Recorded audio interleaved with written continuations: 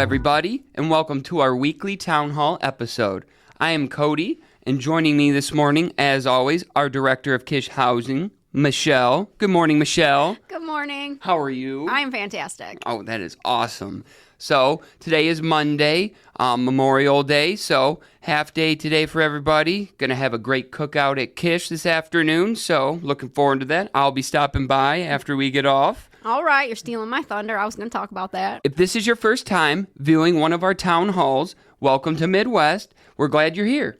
It doesn't matter how you got here, how many times you've tried and stumbled, or how dark and difficult life may have gotten for you.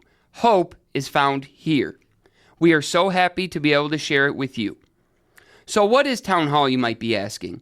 It is our weekly meeting where we share important updates, go over key reminders, and keep everyone informed about any program changes.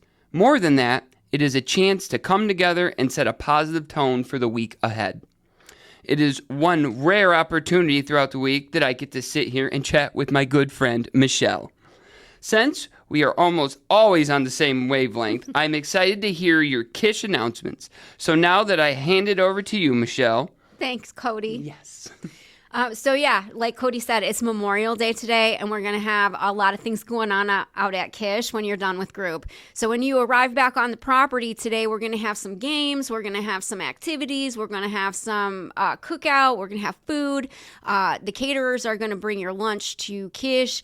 But we're going to have the opportunity to cook the hot dogs and the hamburgers on the grill. So anybody who is a grill master and is interested in helping out with that, please step up. When you return, we're going to have water balloons. We got the slip and slides out. We got kickball. We got volleyball. We got badminton. We have a tug of war. We're going to have lots of games and activities out on the property today. Really encouraging everyone to get involved, play some games. Or if you're not an athletic person, maybe just sit around and be a cheerleader for the people that are doing the activities and games.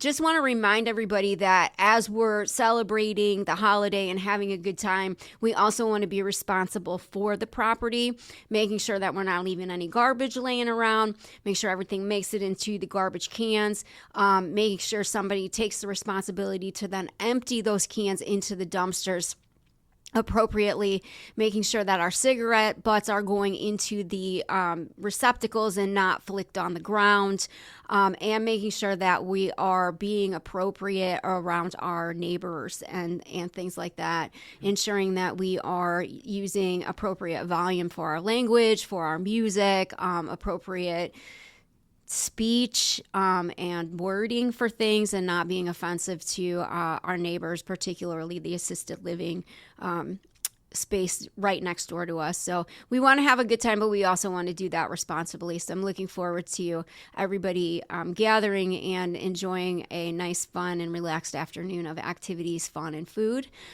So there's that. But also I want to remind everyone, I know the staff has been coming to me and saying that some people have been giving them problems about the 9 p.m., not curfew, but the 9 p.m. restriction of where you can be on Kish property. So I just want to reiterate that at 9 p.m., we have to go back to our respective buildings and be separated from large gatherings on the property. So it's not a curfew as much as it is just respecting that 9 p.m. is when people start to wind down and when we need to enact our good neighbor policy. So please don't give the staff a hard time when they are asking you to return to your building's property and end your socializing time at 9 p.m.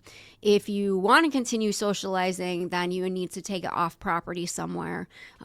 Go up to a restaurant, get something to drink, and continue your socializing there until curfew or whatever.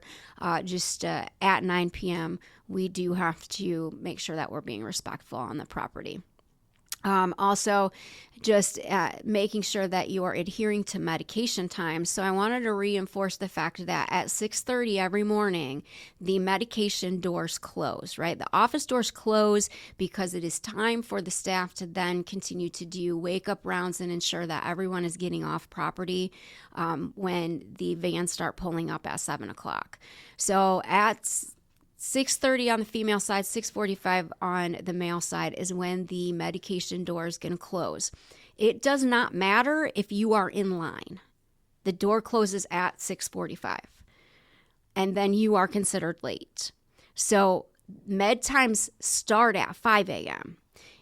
If you find yourself perpetually at the end of the med time, maybe plan your day differently and come down earlier, because I can guarantee you between 5 and 6:15, there's hardly anybody that comes down for their meds.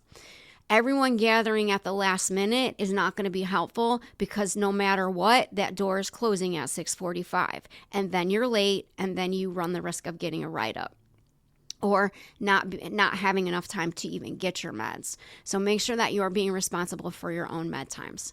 Also, the afternoon meds. Afternoon med time on the male side starts at 2 p.m. On the female side, it starts at 3 p.m. Regardless, that is the time.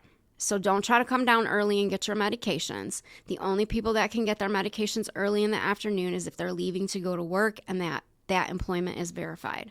So making sure that we're adhering to the posted times. If you have questions about that, you can see myself, you can see Dave Pedigo, or you can see Latasha Johnson. Any one of us can help you understand our med time policy a little bit clearer if it's fuzzy for you. And that's all I have today. Thank you so much, Michelle. So just one quick announcement, just a daily reminder that our AA group Into Action meets every Tuesday night at 6:30. This is a regular meeting of AA, and clients, residents of Kish Housing, and the community are all welcome to attend. We hope to see you there. It is an outside meeting, so that is an outside meeting stamp. It is at the center, so MedCab will transport you to it. Yep. Thank you, Michelle. Absolutely. And no specific shout out this week, but I would just like to take the time to shout out every single one of our clients that get up every day, put in the fight to come to group, make their appointments. If you're one of the ones that show up early, on time, don't miss anything, I'm shouting you out. It takes a lot to make sure your apartment's clean for Miss Michelle, but not only for her, you're doing it for yourself. You're showing up on time for yourselves. So I just wanted to shout you all out. Thank you so much for taking the time for your recovery. Make sure you look in the mirror and thank yourself as well. Now, we always like to give out a little motivation to start off the week, so here we go. High in the mountains of ancient China, there was a dangerous mountain pass known as the Gate of Winds. Travelers feared it because powerful storms swept through the cliffs, throwing people from the narrow trails below. One winter, a young warrior named Jian arrived at a monastery near the pass. He was known for his strength and pride, and he believed that the determination alone could overcome anything. But 3 times he tried to cross the mountain, and 3 times the wind drove him back. Bruised and furious, Jian told the old Taoist master, "Tomorrow I will force my way through." The master calmly poured tea and replied, "The mountain will defeat you again." The next morning, the master handed Jian a bowl filled to the top with water.